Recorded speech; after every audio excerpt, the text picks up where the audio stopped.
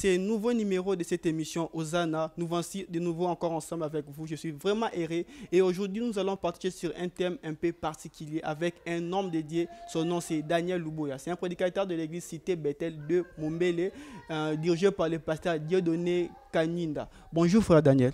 Oui, bonjour mon frère Eldi, bonjour. Sinon tout va bien? Grâce à Dieu, ça évolue. Ok, aujourd'hui, vous avez préparé un thème un peu particulier, un message un peu profond sur les fonds et la forme de la vie chrétienne. Évidemment, c'est un thème, c'est un sujet, c'est une dissertation, je peux dire. Donc, c'est un problème que nous rencontrons beaucoup dans la vie chrétienne. Il s'agit de la différence qui est un peu difficile à être constatée entre les chrétiens de la forme et les chrétiens du fond. Donc, c'est une confusion et aujourd'hui, par la grâce de Dieu, on va en parler. Ok, moi j'aimerais déjà qu'on puisse entrer en vif de notre message. Maintenant, quant à vous, comment différenciez-vous les fonds et la forme dans la vie chrétienne? Le fond et la forme, d'abord, selon les définitions françaises que nous donne le dictionnaire, quand on voit le fond, dans un mot tout simple, c'est l'intérieur. Donc c'est ce qui ne se voit pas, c'est ce qui est trop spirituel dit dedans. Et quand nous voyons la forme, c'est ce qui est visible à l'œil nu, c'est l'extérieur, c'est ce que l'apparence nous montre, ce qui peut être facilement jugé par rapport aux yeux de l'homme. Alors, par rapport à ces deux différences, nous voyons que les fonds, c'est l'intérieur et la forme, c'est l'extérieur. Oui, oui. D'accord.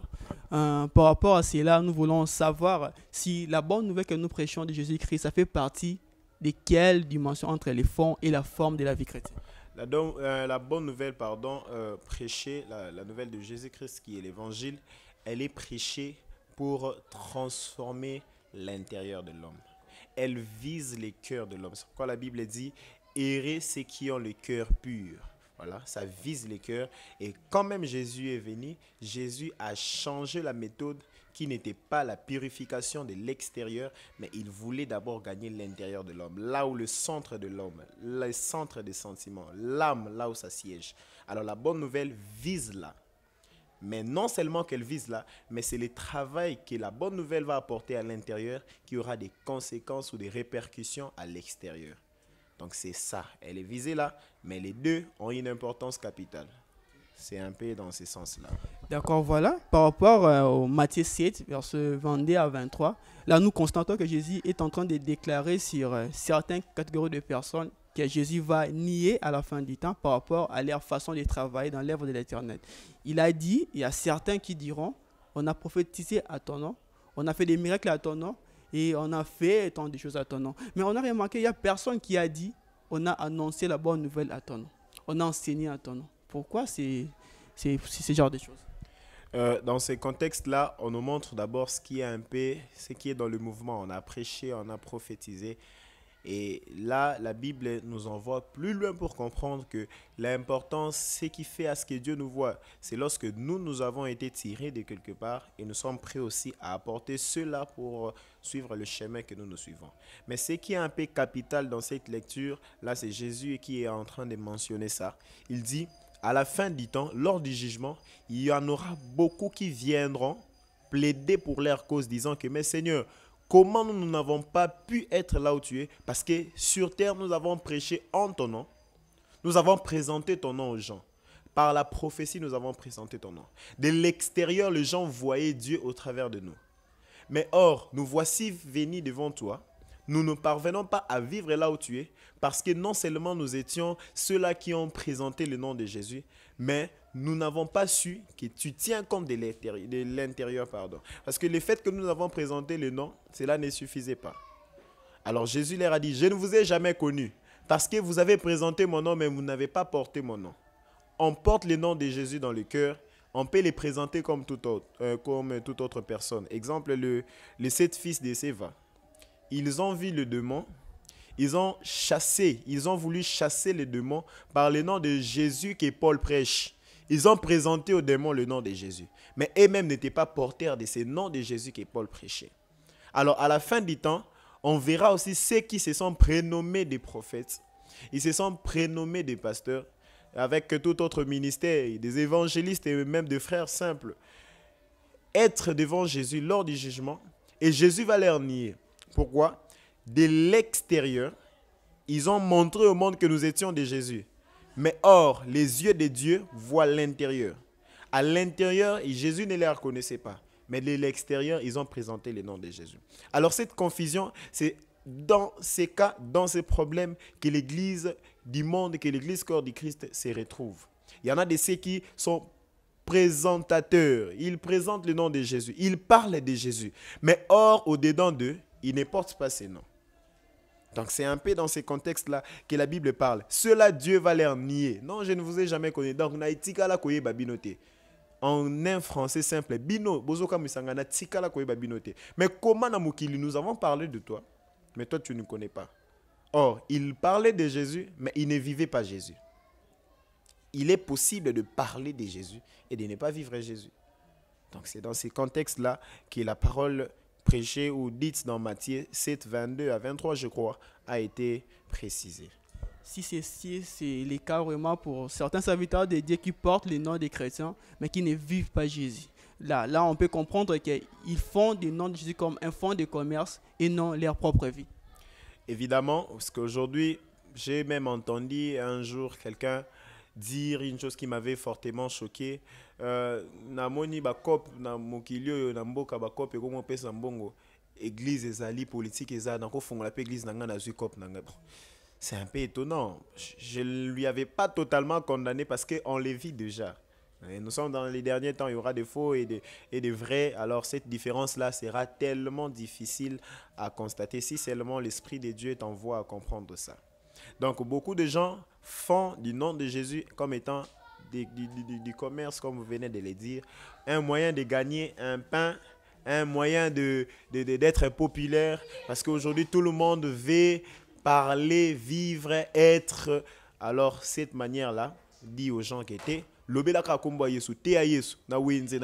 vas avoir. Mais ce que Jésus compte, ce n'est pas ça.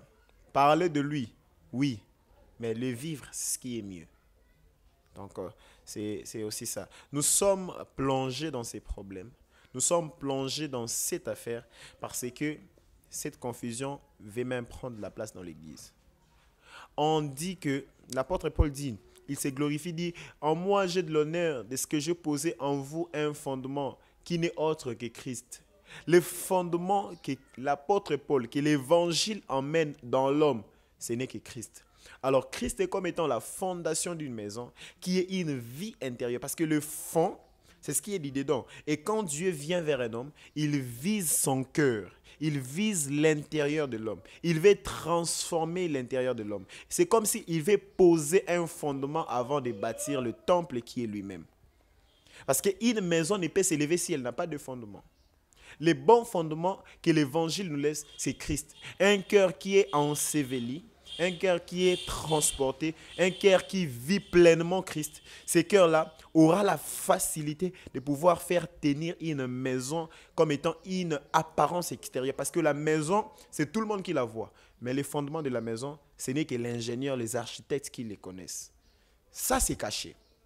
Et ces fondements-là, on verra la dureté de la maison, on verra la résistance de la maison par rapport à son fondement. Mais le fondement ne suffit pas.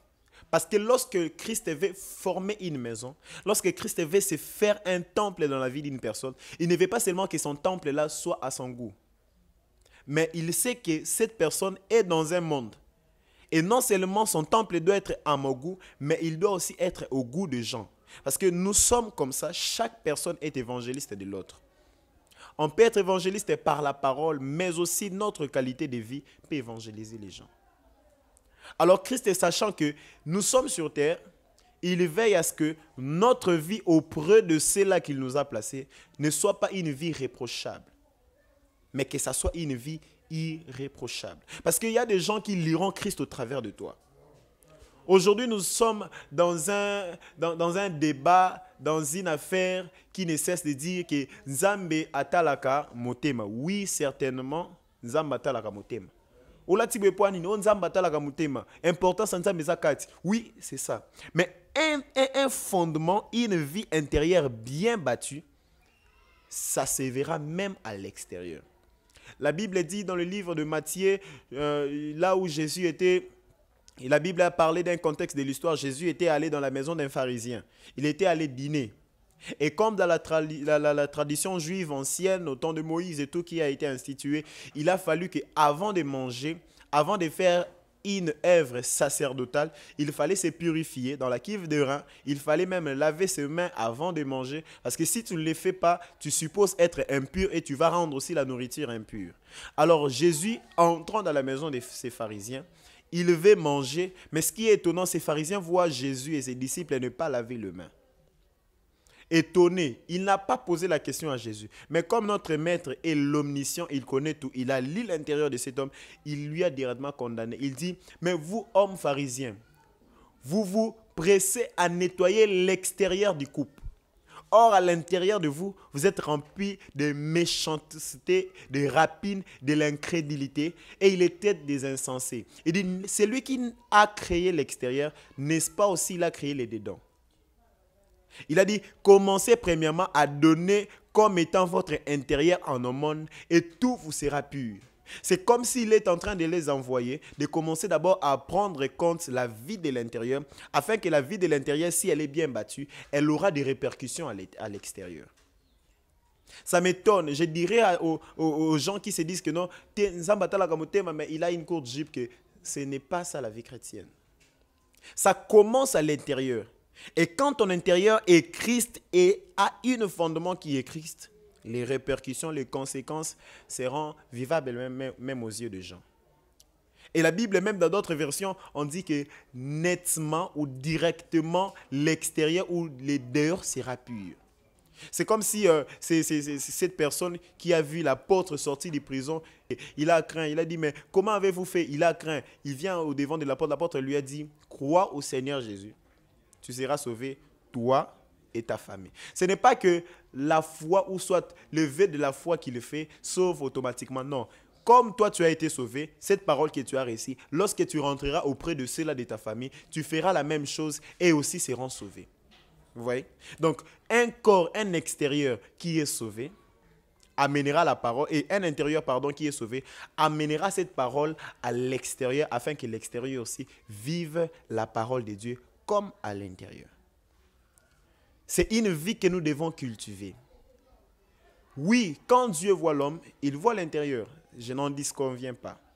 Mais la forme aussi compte.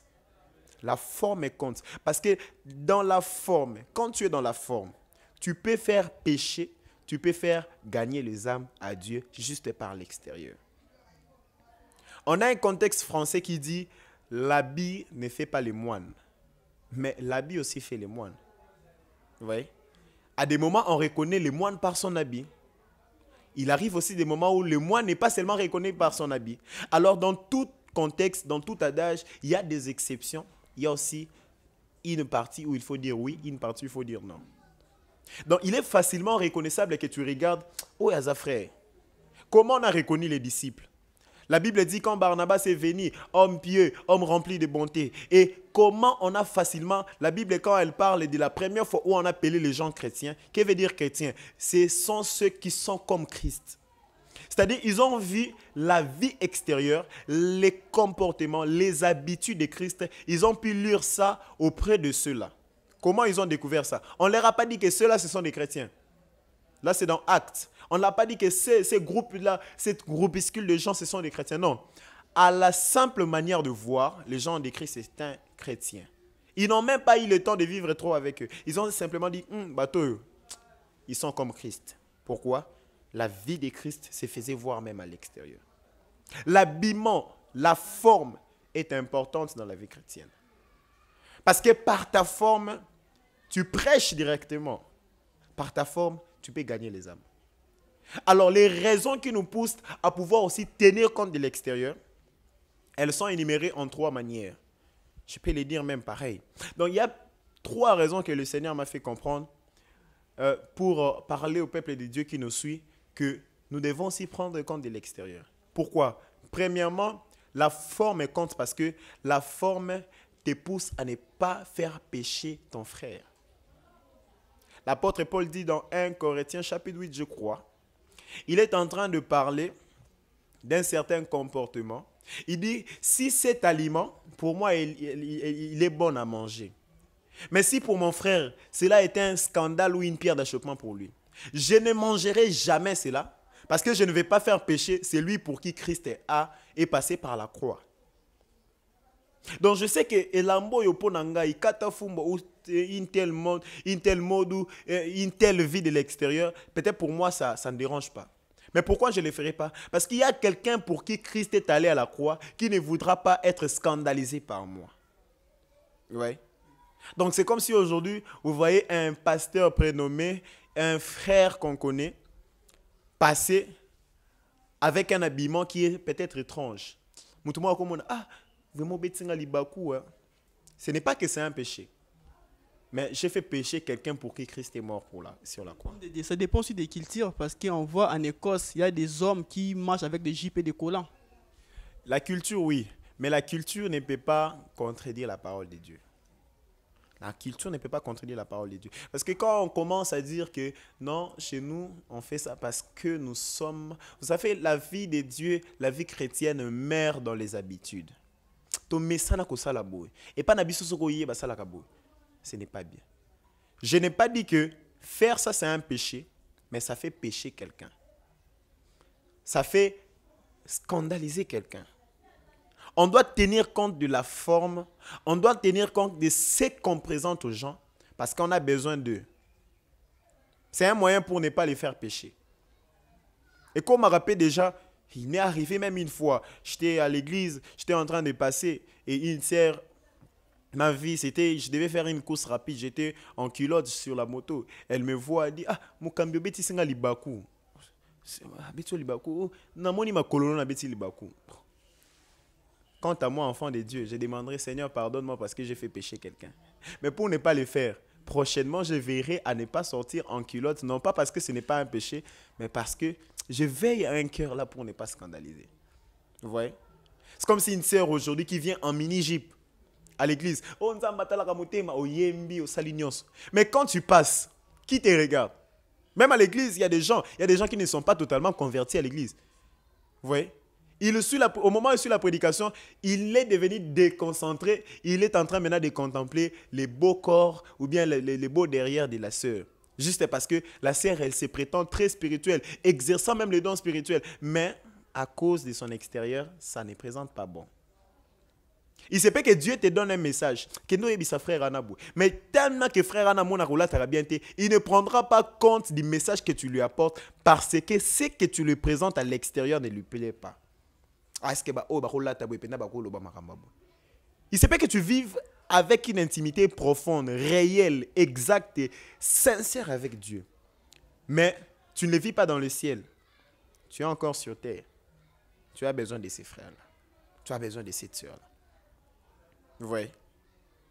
Et la deuxième des choses que l'extérieur, la forme, nous montre l'importance, c'est parce que la forme aussi nous permet d'évangéliser. Je venais tantôt de le dire.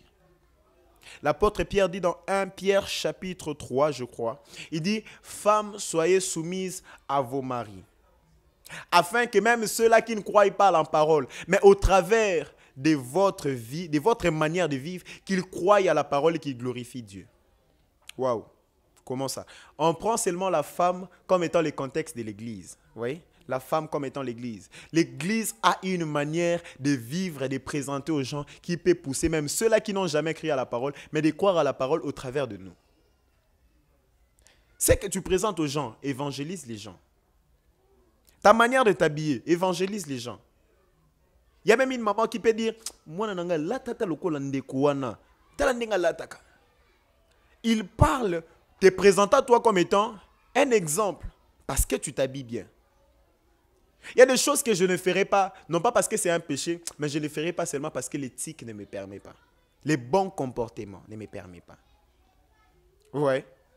Ça ne me permet pas. Il arrive aussi des moments où tu veux, pour ça, nabimatana qui n'attaque sur la piscine. Mais ok, coïncidence au côté de c'est mais c'est un péché. Je ne fais rien, mais je veille. On doit avoir veillé même sur nos propos. Parce que tout acte qui pose l'extérieur est supposé être conduit par les fondements qui est de l'intérieur. Vous voyez? Le cœur est le centre de l'homme. L'âme, en l'homme, il y a 3 parties. C'est ce que les hommes doivent savoir. Il y a l'esprit, le corps et l'âme. L'esprit est nourri par rapport aux choses spirituelles.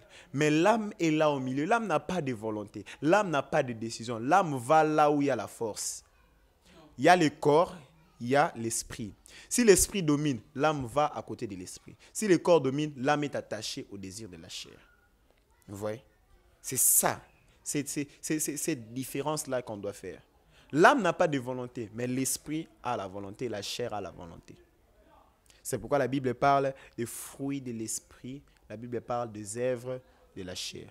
Les œuvres, c'est déjà quelque chose qui est en nous, mais ça ne fait que s'exploiter. Mais les fruits, il faut que l'arbre du Saint-Esprit soit planté afin que cela produise des fruits. Donc cette différence-là doit être faite. Je ne le ferai pas parce que je pense que ce n'est pas un péché, mais je ne le ferai pas. Donc l'aliment est bon. L'apôtre Paul dit, l'aliment est bon. Mais je ne mangerai pas seulement parce que c'est un péché, mais je ne mangerai pas parce que mon frère est scandalisé par ça. Ouais. Donc c'est une manière d'évangéliser. Nous, l'Église qui sommes des femmes, on a une manière d'évangéliser par notre manière de présenter aux gens les choses que nous sommes en train de faire. Et la troisième raison qui fait à ce que la forme soit importante, la forme nous distingue du monde. La forme nous distingue des autres. La Bible est en train de dire de ne pas nous conformer au siècle présent. Mais quelles sont les choses qui sont en train de montrer que ça, c'est le siècle présent? Quelles sont les choses qui catégorisent le siècle présent? Le siècle présent est catégorisé par la facilité, par la non-pudeur, par la non-décence, c'est ce que je peux même dire pour aller plus loin. Aujourd'hui, s'habiller en mini-jupe, ce n'est plus un problème. Aujourd'hui, voir la nudité d'une femme, ce n'est plus un problème. Au temps passé, pour voir des choses, les relations, les rapports sexuels visibles, c'était tout un problème. Mais aujourd'hui, on les voit dans les télévisions. Aujourd'hui, on les voit partout. C'est ça ce qui définit le siècle présent. C'est ça ce qui définit le siècle présent. Mais comment on va nous distinguer dans ce siècle présent? C'est lorsqu'on sera renouvelé par l'intelligence que donne le Saint-Esprit. La Bible dit, lorsque Jésus a été emporté pour aller souffrir, être passé par le chemin que le Père avait déjà tracé, le chemin de la croix, on lui a amené. Et il y avait un disciple qui s'est nommé Pierre. C'est ce que la Bible dit. Le disciple est entré dans la cour. Il était là proche du feu en train de se chauffer. Et la Bible dit, il y a eu une servante de l'autre côté qui a seulement regardé comme ça. Elle a dit, toi aussi tu faisais partie de ceux-là. Par un simple regard. Ils étaient nombreux. Mais il distingue Pierre pour lui dire qu'il faisait partie des autres là. Mais pourquoi tu ne peux pas doiter une autre personne? Tu vois seulement Pierre. Notre extérieur, c'est que les gens voient de nous. Nous distingue du monde. Ah, Batouba la takaboué, mais yé. Batouba sa la kaboué, mais yé. Vous voyez? Ça nous distingue. La Bible dit, vous verrez désormais la différence qui existe entre ceux qui servent Dieu et ceux qui ne le servent pas. Donc, en quelque sorte, vous verrez la différence qui existe entre ceux qui ont Dieu et ceux qui ne l'ont pas. Cela nous permet à pouvoir arriver jusque-là. Alors, la forme, l'extérieur, ce que nous présentons aux gens, nous distingue des autres. Aujourd'hui, nous remarquons une chose qu'on n'arrive pas à distinguer par nos chantres de l'Éternel. On remarque leur manière de faire des chansons. On sent qu'il y a un peu de mondaine. On sent que leur façon d'habiller, leur façon de présenter ou bien de tourner leurs clips, on sent que si on bloque les sons, on va voir que ça, c'est une chanson mondaine. Mais quant à vous, que direz-vous par ce genre de choses, ce genre de comportement qui se passe entre nos musiciens chrétiens? Exactement. Aujourd'hui, c'est ce que même un de nos frères, je l'appelle frère parce que nous sommes dans la vie chrétienne, a chanté une fois que j'ai cherché le monde, je l'ai trouvé dans l'église. Aujourd'hui, même à l'église, le monde commence à évoluer. Donc, il y a un laisser-aller aujourd'hui dans l'église, même dans nos chants. Vous allez suivre une musique, les caméramans, ils filment les yeux, ils filment les corps, ils filment les lèvres. Mais finalement, on nous présente Jésus avec des lèvres, on nous présente Jésus avec des derrières. Ça, c'est quel Jésus? Ça, c'est quel Jésus?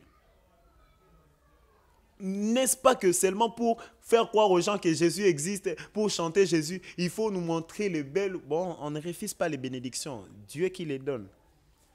Mais ce qui est important dans les chants que vous nous donnez, présentez-nous une bonne chose. Moi, devant de telles musiques, je n'hésite pas. Vous parlez de Jésus, mais ce que je vois, ce n'est pas Jésus. Je change. Je zappe, je vais dans autre chose. Ce n'est pas que eza lisumu na longoli nzembo nzambe lisumu mais na longoli nzembo nzambe oyo bazotalisanga malamu te. Parce que dans la télévision, ceux qui font même la communication ne vont pas me contredire. La radio c'est le son, mais la télévision c'est le son et les yeux. Donc on voit et on entend. Mais ce qui compte le plus, ce sont les yeux. Ce qu'on nous présente là, c'est important. Alors comment vous pouvez trahir le sens de la vue que moi j'ai et vous me permettez à écouter le sens de l'ouïe? Non, j'ai besoin de voir de bonnes choses. Je n'ai pas seulement besoin d'entendre. Donc même ces réalisateurs, je vais même leur demander si tu es un réalisateur, sois chrétien avant d'être réalisateur. Parce que quand tu es chrétien, tu nous conduiras dans de bonnes choses. Mais certains disent que, bon, certains copient même les choses du monde pour l'amener à l'église. En prétendant dire que Paul a dit, je me mets avec le pécheur, non pour pécher, mais pour les gagner. Est-ce que ce n'est pas un moyen aussi pour les gagner ou comment? L'apôtre Paul dit une chose, il dit, avec les Juifs, j'ai été comme Juif afin de gagner les Juifs. C'est ça dans ces contextes-là. Mais comment il les fera? Quand tu es avec le Juif, vous comprenez, le Juif, monde ou païen. Quand tu es avec le païen, tu poursuis un but. Tu es au milieu d'eux. Mais tu veux faire comme eux, mais en présentant quelqu'un. En présentant quelqu'un. Mais ce n'est pas dit que ce qu'eux font, moi je vais copier ça pour en faire mien. C'est circonstanciel dans ces moments-là, dans ces temps-là. Et quand dans ces temps-là, c'est circonstanciel, je verrai à ce que je sois vers eux, mais je ne sois pas vers les autres. Donc, ce que je vais faire, focus païen, pas focus chrétien. Vous voyez? Donc, c'est dans cette manière-là. N'est-ce pas seulement, la Bible est en train de dire, ayez au milieu de païens une bonne conduite, afin que là où même on vous calomnie, qu'on voie vos bonnes œuvres et qu'on glorifie Dieu le Père. Mais au milieu de païens, ayez une bonne conduite. Là même où on vous calomnie, qu'on voit maintenant que vous avez des bonnes œuvres, afin qu'on glorifie le Père. L'apôtre Pierre nous dit une chose, il dit, quand vous lisez Paul là, faites beaucoup d'attention. Parce que l'apôtre Paul était un apôtre, il a dit que moi j'étais envoyé comme étant l'apôtre de païens. Mon ministère a été cadré vers eux. Et il avait des objectifs qu'il poursuivait dans ça. Quand on dit que j'ai été avec les Juifs, j'ai été comme Juif afin de gagner les Juifs, c'est-à-dire qu'il créait une circonstance au temps où il était avec eux, il visait un objectif. Mais quand tu es devant la télé, tu n'es pas devant les païens, tu es devant tout le monde, chrétiens et païens. Vous voyez? Là maintenant c'est important. Donc c'est dans ces contextes. Ok, d'accord. Maintenant, en parlant du fond et de la forme de la vie chrétienne, qu'est-ce qui caractérise que celui-ci c'est un chrétien et celui-ci n'est pas un chrétien? Ce qui caractérise que celui-ci est un chrétien, parce que dans les yeux spirituels, on sait voir l'intérieur. On sait voir, où il y a mon ensemble. Mais les deux caractérisent la vie chrétienne. Parce qu'il se peut que je ne sois pas avec toi. Mais de loin, je sais lire même Bonzambe Katinao, par ta manière d'être, par ta manière de faire les choses. Je ne pourrais pas donner l'importance à l'un et laisser l'autre. Mais le plus important, c'est du fond à l'intérieur, il faut faire vivre Christ. Et comme Christ vivra à l'intérieur, tu ne forceras pas l'extérieur. L'extérieur changera de soi-même. Donc l'important, c'est là-bas, c'est les fonds. L'extérieur n'est que les conséquences du travail fait à l'intérieur. Donc à un cœur, présentement, qui est en train de s'inquiéter, trouve d'abord à mettre Christ là-dedans. Et Christ, quand il est là-dedans, il va maintenant contrôler, prendre la maîtrise de tout ton corps. Et tu verras que l'apôtre Paul dit, si je vis présentement, ce n'est plus moi qui vis, mais c'est Christ qui vit en moi. Alors à cause de l'évangile, je suis prêt à tout. Il dit même, je crois, il est en train de dire dans la parole, il dit, si ça ne dépendait que moi, j'allais déjà partir. Mais puisque il ne s'agit pas de moi, c'est pourquoi je suis encore avec vous. Donc celui qui a Christ au-dedans de lui, il tue sa volonté et il fait vivre la volonté du Père. Je n'ose pas croire que si Jésus était une femme, il allait s'habiller en mini-jupe. Je n'ose pas croire que si Jésus était une femme, il allait prendre la cigarette. Je n'ose pas croire que si Jésus était une femme, il allait prendre de la bière. Pour dire que les pères là, ils regardent seulement ici. Non, les pères regardent ici, ils imposent aussi Jésus, habille-toi. Normalement. Même si c'était la tradition. Mais Jésus savait s'habiller. Il s'habillait en tunique. Donc aujourd'hui, la meilleure tunique que nous puissions mettre, même si de l'intérieur, mais aussi cherchons à nous parer, à nous habiller convenablement pour ceux-là au prix de qui nous sommes placés. Voilà, nous sommes presque à la fin. Mais dans tout, on ne peut pas se séparer comme ça parce qu'il y a un objectif à atteindre. Parmi les choses que vous venez de parler, vous avez trop parlé sur des personnes qui sont des chrétiens déjà. Maintenant, pour ceux-là qui ont ni fond ni forme, qui ne sont pas des chrétiens, qui sont simplement des personnes, si je peux le dire comme Paul disait, des hommes animaux, des païens en quelque sorte, qui ne connaissent pas l'importance d'être chrétien ou d'avoir cette vie-là. Que pensez-vous à cela? Jésus dit dans sa parole, je suis le chemin, la vérité et la vie. Il n'y a point de vérité en dehors de Jésus. Il n'y a point de vie autre que la vie que Jésus nous donne. Et il n'y a point de chemin exact qui mène au Père si ce n'est Jésus. Je vais parler à cette personne qui nous suit. Je vais parler à cette personne qui jusque-là n'a pas encore donné sa vie à Jésus. Toi qui, jusqu'à présent, tu es encore en train de passer ton temps dans le monde. Parce que pourquoi je dis tu passes ton temps? Parce que ce que tu fais dans le monde n'est rien d'important que de venir auprès de Jésus. Ta vie a besoin de Jésus. Nous sommes dans un temps où Jésus veut vraiment ta vie, toi qui me suis. Jésus veut transformer ta vie. Il se peut même que tu es en train de constater que même tes affaires, certains domaines auxquels toi tu es en train d'évoluer ne marchent pas. Simplement parce que tu ne veux pas encore donner du temps à Jésus pour gagner ta vie.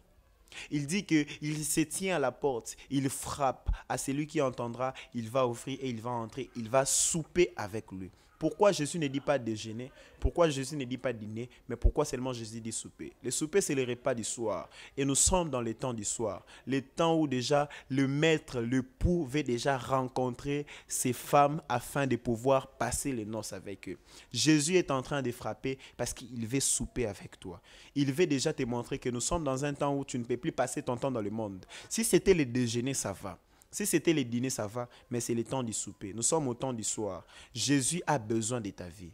Jésus a besoin de transformer ta vie. Jésus a besoin de prendre le contrôle de ta vie. Alors, n'attends pas demain. La Bible dit, ne te vante pas du lendemain, car tu ne sais pas ce qu'un jour peut enfanter. Si ce jour a enfanté la vie pour toi, qu'est-ce que demain pourra enfanter pour toi? Mon père a toujours l'habitude de dire qu'une journée est une maternité. Elle enfante toujours quelque chose. Alors, si cette journée a enfanté la vie, n'attends pas demain. Crois à Jésus aujourd'hui. Parce que demain peut être trop tard. Alors là où tu es à la maison, j'aimerais simplement que tu puisses dire de tout ton cœur. La Bible dit, le salut entre quand nous croyons du cœur et nous témoignons de la bouche. Tu peux déjà croire dans ton cœur que Jésus est grand, que Jésus est le maître de ta vie. Et tu peux aussi les témoigner ensemble avec moi. Est-ce que vous me permettez de faire la prière avec ces gens? Alors là où tu es, tu tiens simplement ton cœur, tu élèves ta main droite et moi je vais prier ensemble avec toi et tu vas répondre après moi. Ainsi, après cela, tu pourras intégrer la famille chrétienne et ensemble, nous allons festoyer, nous allons être ensemble parce que le Seigneur a besoin de nos vies. Mets ta main dans le cœur et la main droite et moi je vais prier pour toi. Répète après moi, Seigneur Jésus, aujourd'hui, je prends la décision de te donner ma vie. J'ai été pendant un long moment embrouillé dans le monde, emporté par les penchants de mon cœur, par les penchants de ma chair, par ce que moi-même je voulais faire. Alors aujourd'hui, je vais prendre une décision qui n'est pas seulement facile pour le monde, mais qui est une décision bénéfique pour le ciel. Alors prends le contrôle de ma vie. Je témoigne que tu sois le sauveur. Je témoigne que tu sois le Seigneur. Et je témoigne que tu sois le roi de mon cœur. Je te donne ma vie et je te promets de te servir tout au long de ma vie jusqu'à ce que tu reviennes. Au nom de Jésus. Amen. Amen. Aujourd'hui, Dieu a transformé ta vie. Aujourd'hui, Dieu t'a restauré. Aujourd'hui, c'est vraiment un grand jour pour toi, car aujourd'hui, ta vie a été changée. Aujourd'hui, dès que nous parlons aujourd'hui, il y a déjà une fête au ciel parce que toi, une âme, tu as été sauvé. Nous bénissons l'Éternel pour ces messages. Nous bénissons l'Éternel vraiment pour ce qui a été dit aujourd'hui. Nous bénissons l'Éternel pour ce qui avait déposé dans le cœur de l'homme de Dieu Daniel Luboya. Parce qu'aujourd'hui, même moi, je suis béni. Même toi qui nous suis de partout, tu es béni. Merci l'homme de Dieu Daniel. C'était pour nous un grand plaisir vraiment de vous recevoir sur ces plateaux. Merci beaucoup. Moi également, je partage ces plaisirs parce que c'est un avantage, c'est une considération, un honneur pour moi de me présenter au plateau de l'émission Hosanna, une émission chrétienne qui est en train de promouvoir les qualités. Et ce qui m'a beaucoup plu, c'est que vous avez un objectif, vous visez les âmes. Vraiment que le Seigneur, j'ai béni tout le monde et je dis merci aussi à tout le monde. Okay, merci. Merci à l'ingénieur Lolo qui est là, qui était à la raison de cette émission. Nous sommes vraiment à la fin. Merci à Weston, merci à Deli, merci à Benin Zazi qui était derrière la caméra. Nous vous disons merci encore à vous qui nous suivez de partout et merci à la personne qui a donné le souffle de vie, qui a donné la force, l'énergie pour faire cette émission. Dieu l'Éternel, Jésus-Christ notre Seigneur. Et ben nous sommes à la fin. Je crois qu'on va se voir à la prochaine numéro si Dieu nous prête encore la vie, si Jésus tarde de venir en fait. Bon, d'ici là, portez-vous bien et on se voit au prochain numéro. Merci.